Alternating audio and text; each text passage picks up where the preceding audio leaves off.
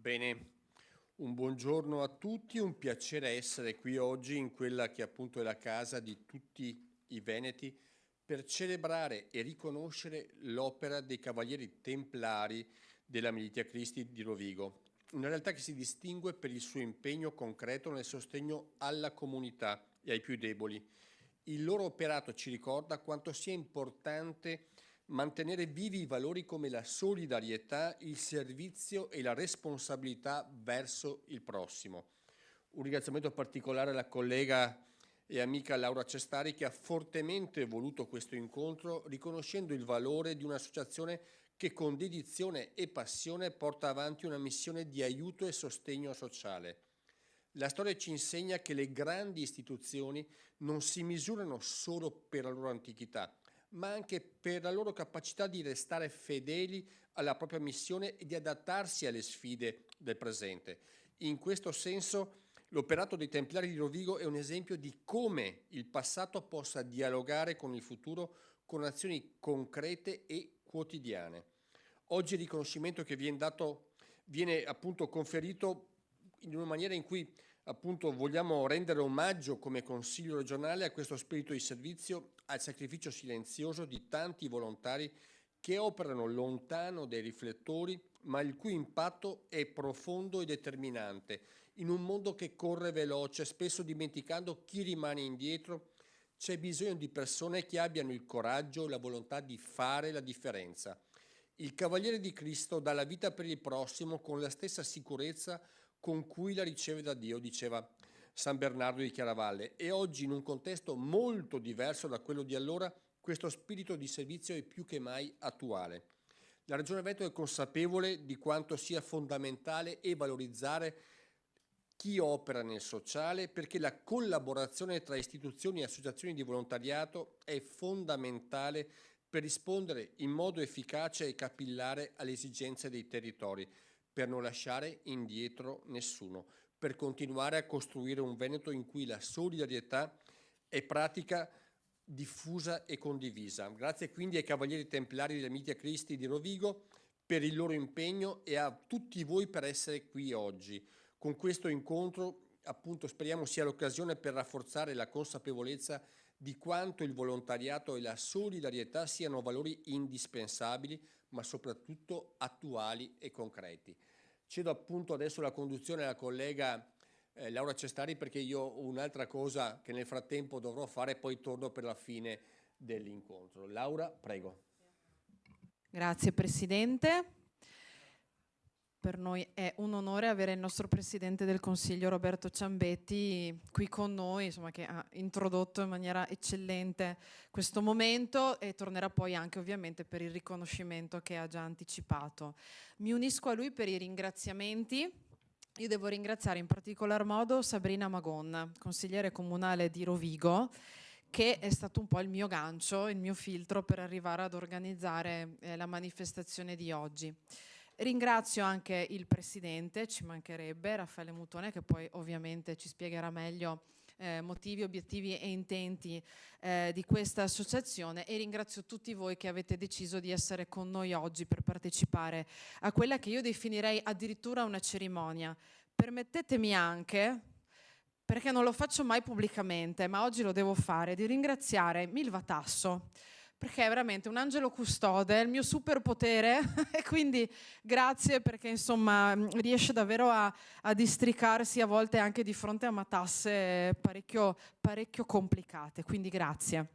Allora, io oggi sono particolarmente felice di questa mezz'oretta che passeremo assieme, di quella che definiamo una conferenza stampa, perché io vengo dal mondo del volontariato, ma è vero, ci sono tantissime associazioni, io poi sono polesana, in Polesana Sabrina lo sa, brulicano associazioni di volontariato che davvero danno anima, passione e tempo per il prossimo. Quella che però andiamo ad illustrare oggi, la Militia Christi, è un'associazione che ha qualche cosa in più, perché si rifà ai valori cristiani. Sono i valori della nostra identità, della nostra storia, delle nostre radici. Per cui a me piace pensare ad un mondo multiculturale, all'interno del quale possano convivere più identità, ma non dobbiamo dimenticare quella che è la nostra storia, la nostra matrice. E questa associazione sta portando avanti questi ideali in maniera concreta, antepongono i fatti alle parole ed è quello che ci serve tantissimo, soprattutto oggi. Perché? Perché nel 2025, ma già da un po' in realtà, il mondo ci sta abituando a guardare le cose brutte. Lasciatemi utilizzare una frase inflazionata e forse anche tanto semplice. Ci guardiamo attorno e siamo circondati davvero, ma questo è che ci vogliono far passare, siamo circondati dal male. Sembra che siamo circondati dal male. Guerre, una l'abbiamo ancora nel cuore della nostra Europa che ha avuto riverberi importantissimi sul nostro territorio, ma anche quella tra Israele e la Palestina, una guerra che nelle sacre scritture veniva definita come quasi stabile, la sto parafrasando, nel senso che quella terra sembra veramente essere maledetta. E stiamo portando avanti nel mondo conflitti di cui nessuno parla, perché adesso parliamo di questi due, sono gli onori della stampa, ma di fatto il mondo è pieno di conflitti. E non sappiamo poi esattamente chi c'è dietro davvero a questi conflitti. Il risultato è che c'è tanta gente che soffre, tanta gente che deve lottare ed è quasi sempre per colpa di qualcun altro. Basti guardare le nostre strade, anche a Rovigo. Siamo davvero pieni di persone che necessitano aiuto e molto spesso faticano a chiederlo. Noi polesani lavoriamo molto spesso, come dice il Presidente, testa bassa e pancia a terra e molto spesso ci dimentichiamo di chiedere aiuto. Ecco che ci sono occhi, braccia e mani, e gambe ovviamente, che lavorano anche per questo, che scovano anche chi ha più bisogno di aiuto rispetto ad altri e si muovono per riportare il sorriso, direi così, anche a queste persone. Io ho visto peraltro tutta una serie di progetti che avete portato avanti nel tempo tra attività religiose, attività informative, divulgative, solidali e non posso far altro che complimentarmi e inchinarvi a quanto davvero state svolgendo sul nostro territorio e nella nostra Italia. Abbiamo bisogno di voi. Io adesso voglio lasciare davvero la parola a chi se lo merita, oltre al nostro presidente Ciambetti ovviamente, al presidente della Milizie Cristi, Raffaele Muttone. Buongiorno e grazie per l'invito. Devo ringraziare soprattutto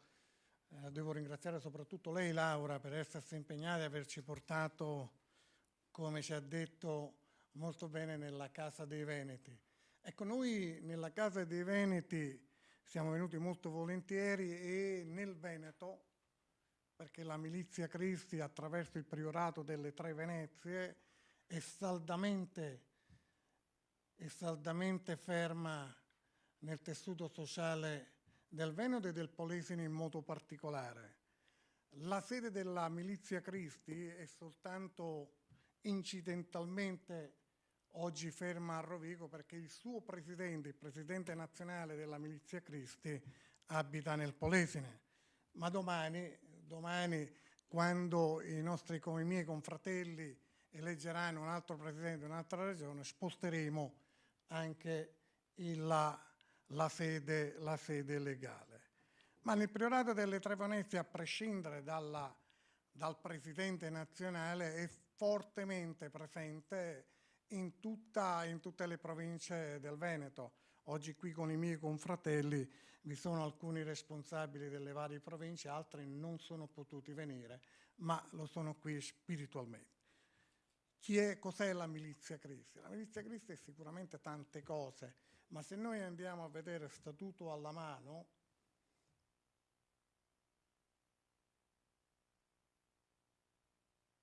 è un'associazione di fedeli cristiani cattolici ed è fortemente ancorata alla Chiesa di Roma e solo alla Chiesa di Roma. E gli scopi della Milizia Cristi sono quelli che dovrebbero avere qualunque associazione degno di questo nome che fa cose che cristianamente. Ma la condizione del Cavaliere del Tempio è sì un campione della cristianità, ma lo fa, interviene, come diceva Laura prima, lo fa cavallerescamente. I Cavalieri del Tempio sono tante cose, sono sì onore, rispetto, obbedienza, lealtà, ma più di tutto e soprattutto trovano, assoldono, mettono fermamente i piedi nell'umiltà e hanno la loro ragion d'essere nella fratellanza. Perché se così non fosse, noi non saremmo ciò che diciamo di essere. Per non dimenticarlo mai, perché siamo i latori, la nostra missione è quella là di diffondere in ambiente, in ambito sociale, quel messaggio che viene da lontano, il messaggio cristico. E per non dimenticarlo mai, quando dovevamo dare un nome alla nostra associazione non abbiamo avuto alcun dubbio. Milizia Cristi, soldati di Cristo, perché soltanto così potevamo entrare e fare le cose che facciamo. E quali sono le cose che facciamo? Mi verrebbe da dire che le facciamo di tutti i colori. Ho portato qui una presentazione in PowerPoint.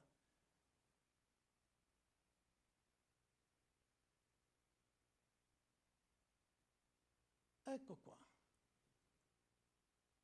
Ovviamente la Milizia Cristi per riempire quello che diciamo, perché come diceva Laura prima, le parole dicono soltanto chi crediamo di essere.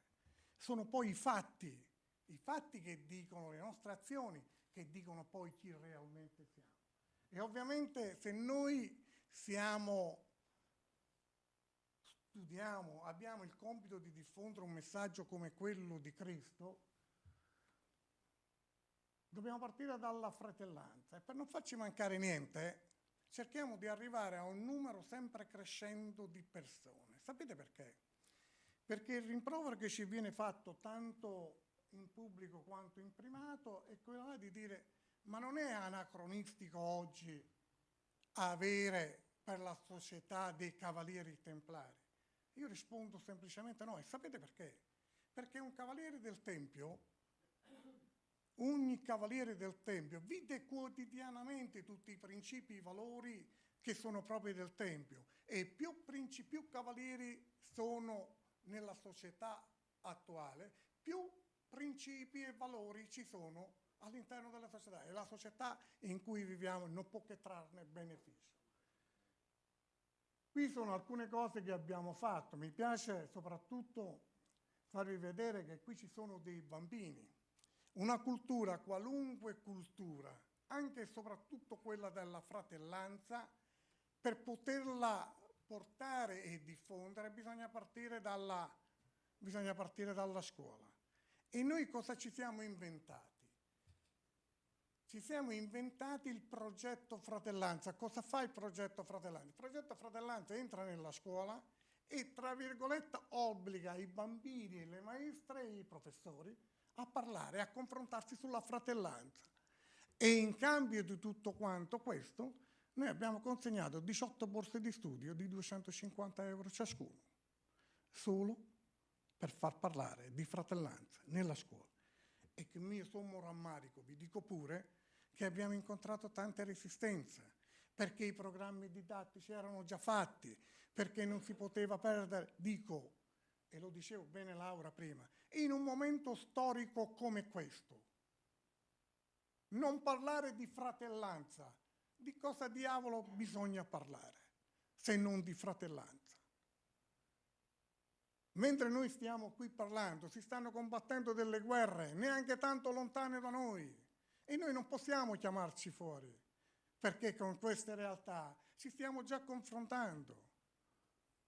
Una per tutte, la guerra in Ucraina ha portato come logica conseguenza una crisi energetica senza precedenti, ad aggravare il bilancio delle famiglie e mettendo in ginocchio già chi prima della crisi non riusciva a mettere insieme il pranzo con la cena. E allora quando non interviene nessuno, intervengono i templari. tant'è che dall'inizio della guerra in Ucraina,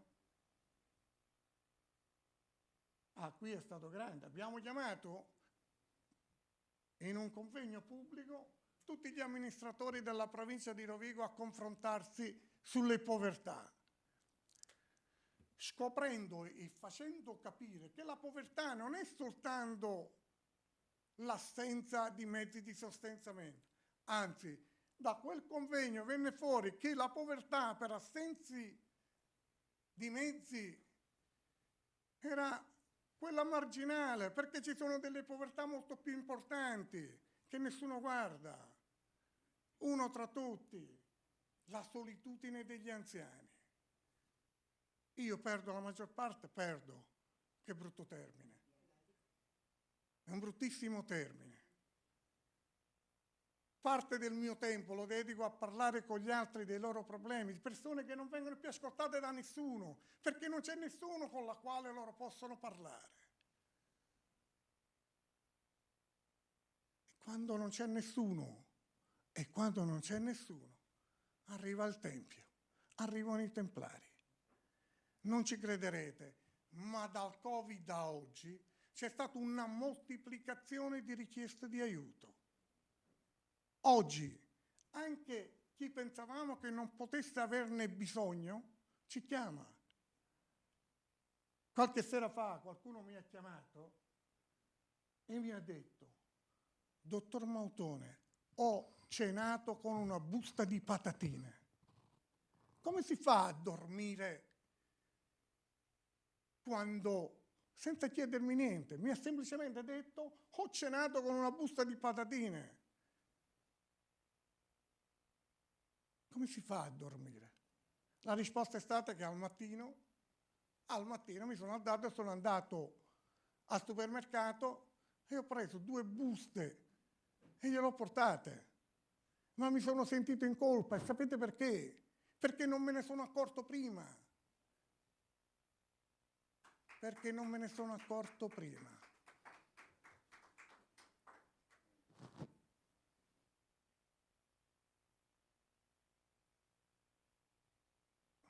Poi ovviamente, per non farci mancare niente, non era studiato per questa conferenza, è una presentazione in PowerPoint dove quando andiamo nelle scuole diciamo chi siamo.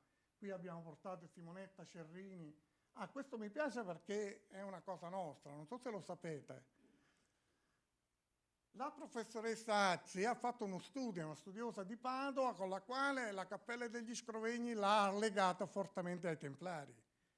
Anche i banchieri scrovegni erano legati al Tempio, e pare che la cappella sotto, se voi andate, vi ci trovate un cielo stellato con le stelle a 9 punte che sono simbolo del Tempio. Qui è la nostra presentazione, questo è il corso di storia dove raccontiamo chi siamo. Qui entriamo nella scuola, perdonate, ma siamo anche in grado di replicare come vivevano i Templari. Questo è l'ultimo corso che abbiamo presentato a Rovigo, il 15° corso, dove qui abbiamo un signore, ecco, mi piace, non so come fare a tornare indietro. Vabbè.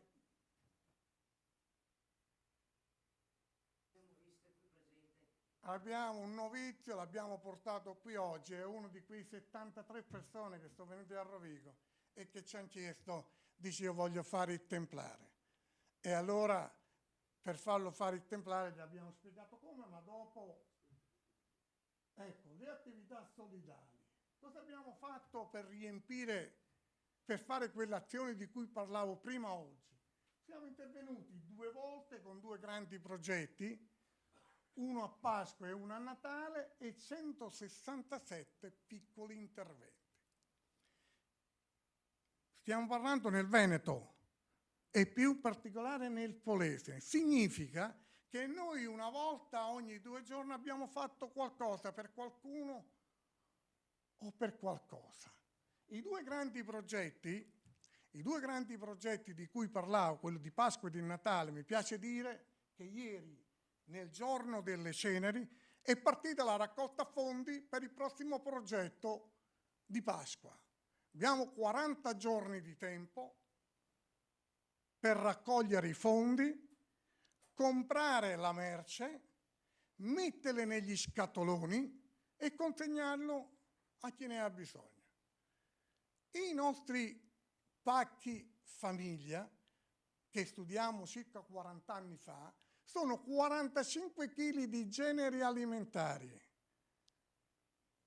45 kg di generi alimentari studiati per una famiglia di 4 persone per 15 giorni. Spiegando ancora meglio, se io consegno un pacco alla Laura e Laura ha 2 bambini, va avanti 15 giorni senza uscire di casa.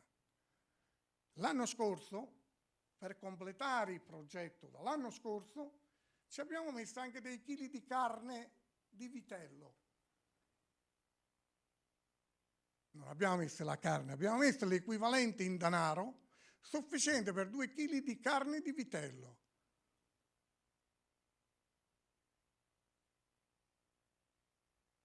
E poi, per non farci mancare niente, il nostro target di intervento sono i più poveri tra i poveri.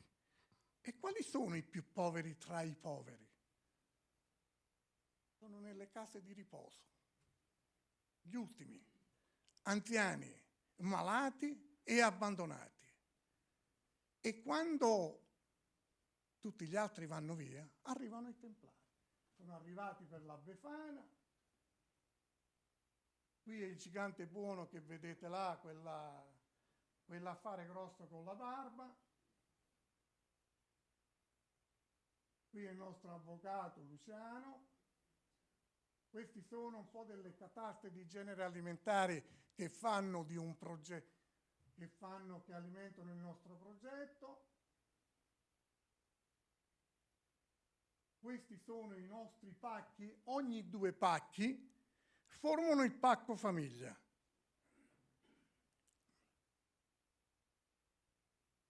Questi sono i momenti della consegna. Questo è grande. Andiamo a trovare a Pasqua e a Natale, andiamo a trovare i nostri amici meno fortunati di noi, i nostri amici diversamente giovani, parcheggiati e il più delle volte abbandonati nelle case di riposo. E quando i loro congiunti vanno al mare o vanno in ferie, noi andiamo lì. E cosa andiamo a fare con loro? Portiamo un uovo di Pasqua e con loro, con la spada, lo tagliamo in 2.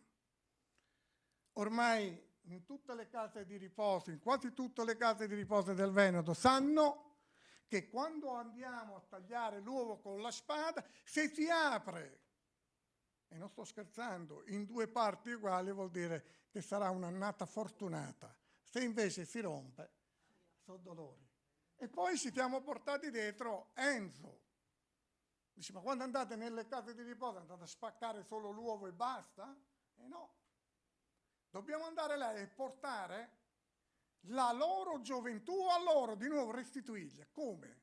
Il buon Enzo, che è un maestro di musica,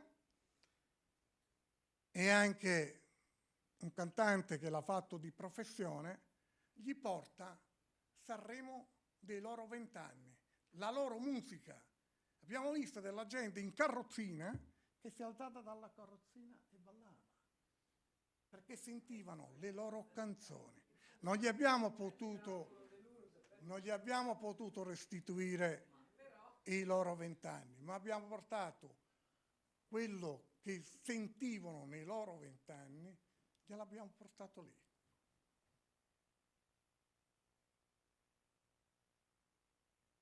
Qui il progetto solidale per la Pasqua.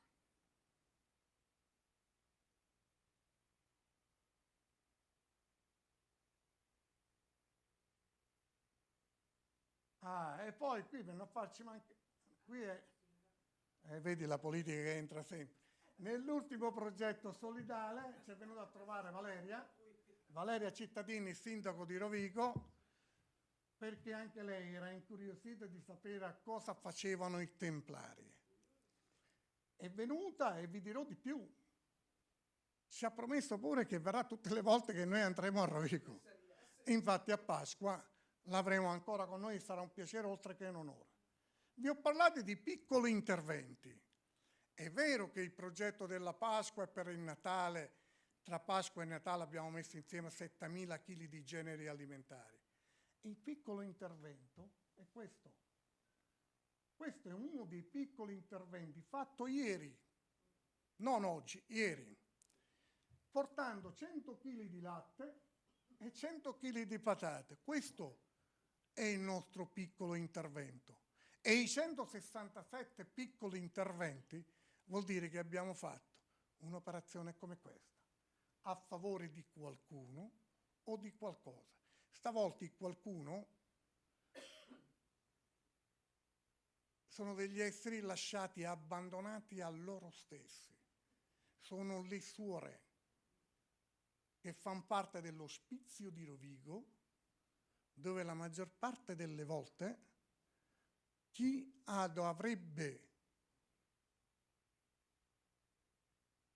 dovrebbe soccorrere qualche volta non fa in tempo. E allora quando non fa in tempo sapete cosa succede? Che ci vanno i templari.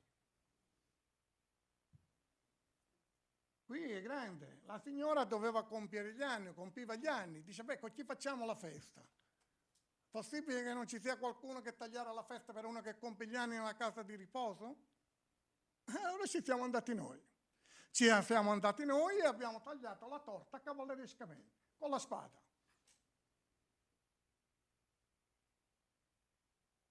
Qui siamo a qualcosa, quando me l'hanno detto, mi hanno detto Presidente, noi vogliamo fare questo, tu cosa ne pensi? La dottoressa Iana Guizzardi fa yoga e sapete con chi lo fa? Con gente che non vede. Provate a immaginare a far fare qualcosa a qualcuno che non vede. Ma non solo. A parte la bella Iana, viene il nostro confratello Marco Ceccarini, che è precettore di Mantova, il quale mi dice, senti, noi a Mantova stiamo sperimentando un corso di difesa personale per ciechi. Che dici? Vengo anche da voi. Ma adesso, abituato come sono a pensare, ha detto, ma un corso di difesa personale per persone ipovedenti. Bene, detto fatto, l'hanno realizzato. E poi ovviamente per non farci mancare niente facciamo anche le cerimonie. Qui siamo a Chioggia, l'ultimo capitolo, questo era ovviamente i Templari hanno in San Giorgio uno dei santi molto vicini. Abbiamo festeggiato San Giorgio, la Pentecoste, perché durante la Pentecoste i cavalieri del Tempio, allora come oggi, elevano al rango di cavaliere e di dama i loro novizi. Qui siamo a Chioggia, qui la festività di San Bernardo, il nostro specialis patronus, e qui è l'Immacolata Concezione. E cosa stanno facendo questi signori? Si stanno consacrando alla Vergine. Ogni cavaliere del Tempio, degno di questo nome, è consacrato alla Vergine.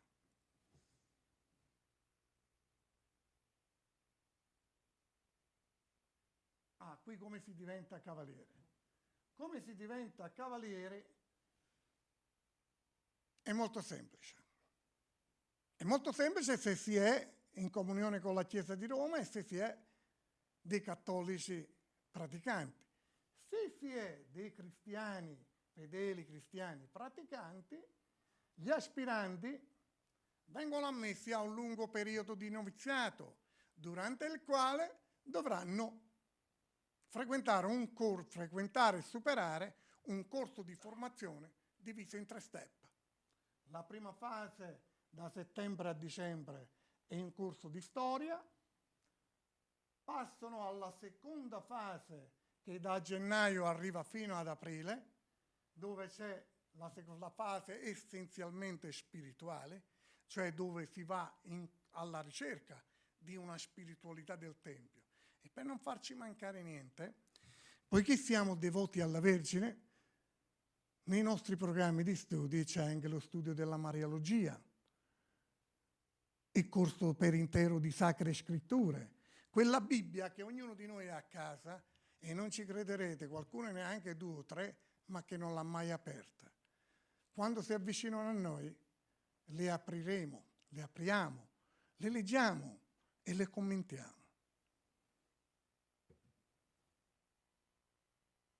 E poi c'è l'ultima fase, la terza fase, in cui c'è la preparazione alla notte di veglia d'arme e di preghiera e alla cerimonia di investitura che viene il giorno dopo. Ovviamente bisogna purificare l'anima. Questa è la preparazione alla notte di veglia d'arme e di preghiera. Nella simbologia classica, l'acqua, la purificazione del corpo prima di indossare il sacro mantello.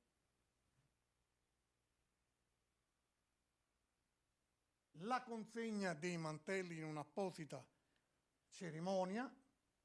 Ovviamente abbiamo sia i cavalieri che le dame. Qui è la nostra più giovane delle dame, 18 anni appena.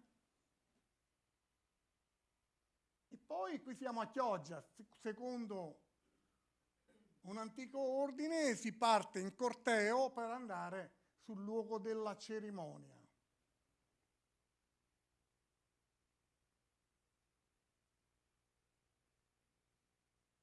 La dama porta spada, che porta la spada.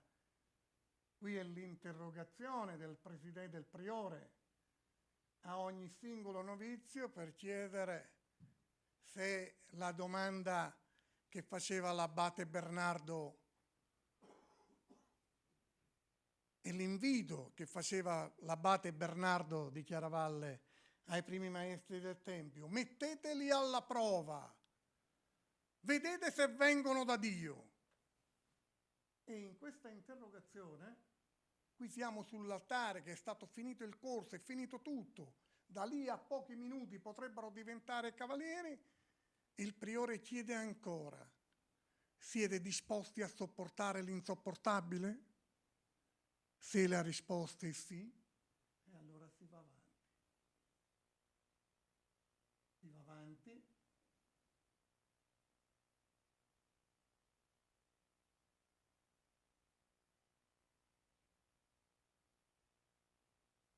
La chiamata nominale, il priore li chiama uno per uno e uno per uno rispondono in solo modo: eccomi. Si presentano, il Monsignore benedice tutti i mantelli, dopodiché il priore ordina la vestizione, ogni novizio ha il suo padrino e il suo padrino ha il compito di vestire il proprio novizio.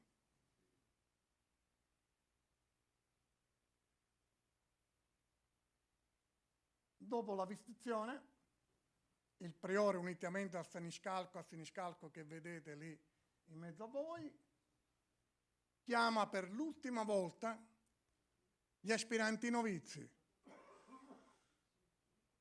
e alla particolare chiamata risponde ancora una volta: eccomi. Quest'eccomi per tutti i cristiani dovrebbe richiamare un altro eccomi che viene dalle Sacre Scritture, quell'eccomi della Vergine. Quando l'Arcangelo Gabriele gli fa visita, la Vergine risponde eccomi. E lo stesso eccomi, in maniera diversa, di mettersi a servizio di qualcuno e di qualcosa. Quell'eccomi dice: eccomi, io sono qui, sono pronto a mettermi a servizio di chi? Del prossimo. Si inginocchia da novizio. In questa cerimonia il novizio muore e sorge un cavaliere. Questo è il debriefing finale. E poi c'è l'Acape. L'Acape è una parte del rituale importante dove ci riuniamo tra fratelli e ovviamente dopo aver elevato a convento la sala che ci ospita esponendo i nostri simboli, la croce patente e la spada. Sì, sì, sì. Sì, ma ce la facciamo. Consegniamo i diplomi. Questo mi piace da morire. Uno dei pochi privilegi che ha un priore è quello di consegnare i premi. Uno all'anno, il Templarino d'Oro. Il Templarino d'Oro è andato a questo ragazzino, che è un nostro cavaliere di 18 anni. Cos'è che ha fatto di speciale questo ragazzino? Questo ragazzino è uno studente, è un liceale. E durante un progetto solidale, né più né meno come quello che stiamo realizzando, lui voleva partecipare. Conoscendo la sua situazione economica, il sottoscritto aveva obbligato il responsabile della piazza di Agrigento a non accettare i suoi soldi. E invece il buon Vincenzo ha consegnato i 4 soldi che aveva e gli ha detto di non dirlo a priora. L'ho saputo, gli ho violentemente fatto redarguito, stavo dicendo una brutta parola, ma dopo non ho potuto far finta che non era successo niente. E allora, nel 2024, abbiamo attribuito a quel ragazzino di 18 anni, a cui era stato proibito di partecipare in solido al progetto solidale, con il Templarino d'Oro. Questo mi piace dirlo. L'anno scorso noi al maggio, il 19 di maggio, eravamo attesi nella cattedrale di Chioggia per il capitolo annuale. Una settimana prima, il 10 maggio, mi chiama il precettore di Mantova e mi dice: vieni che le condizioni di Giuseppe si sono aggravate. Giuseppe Barini. Mi piace ricordarlo. Sapete perché? Perché contemporaneamente all'investitura a cavaliere ha ricevuto l'estrema unzione.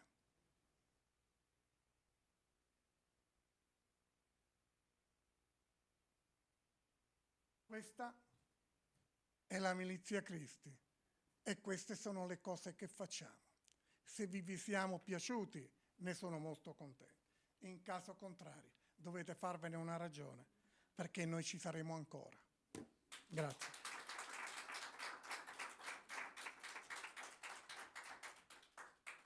Grazie davvero al nostro presidente Raffaele, perché ci ha aperto un mondo su un'associazione della quale forse più persone dovrebbero conoscere più cose. Quindi grazie davvero di cuore per tutto quello che state facendo nel Veneto, nel Polesine e ovunque voi siate.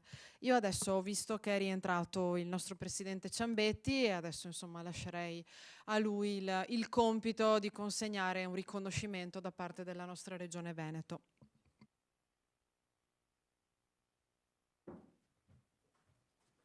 Allora, Laura ci aveva sempre spiegato quello che appunto voi fate, in particolare appunto a Rovigo, nel Polesine, ma aver avuto questa presentazione qui oggi è stato sicuramente utile per spiegare bene quanto importante è questa modalità di approccio, questo sostegno che viene dato nel mondo del sociale e quello che rappresentate anche come garanzia e sicurezza nei confronti di chi si rivolge a voi e di chi aiutate. Quindi con la collega Laura Cestari abbiamo pensato oggi di lasciarvi un riconoscimento che come Consiglio regionale possa essere il segno, perché appunto è solamente diciamo così, una modalità con cui la Regione Veneto vi dà un riconoscimento, dicevo, proprio per tutta l'attività, che il nostro è nulla rispetto a quello che invece